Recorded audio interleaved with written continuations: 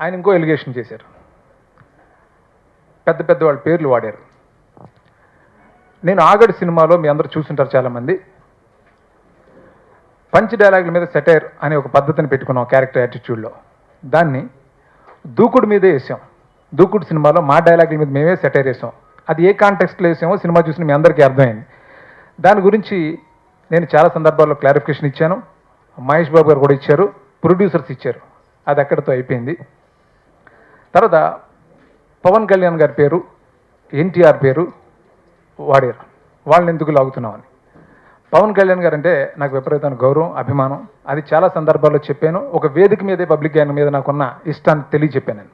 అలాగే ఎన్టీఆర్తో సినిమా చేశాను, చాలా మంచి హిట్ అయింది ఆ సినిమా. ఆయనతోటి మంచి రిలేషన్ ఉంది. నేను ఎవరిని ఉద్దేశించి ఈ సెటైర్ లేదు. మీ సినిమా చూసిన మీ అందరికీ ఒక క్లారిఫికేషన్ వచ్చి ఉంటుంది, ఆన్సర్ వచ్చి ఉంటుంది రిలీజ్ అయిన తర్వాత. ఎందుకంటే అది దూకు డైలాగుల మీద సెటైర్గానే వేసాం. అది పొరపాటును కొంతమంది కావాలని దాన్ని ప్రచారం చేసినా కానీ అది నిజం కాదు. మరొకసారి ఆ విషయాన్ని నేను క్లారిఫై చేస్తున్నాను.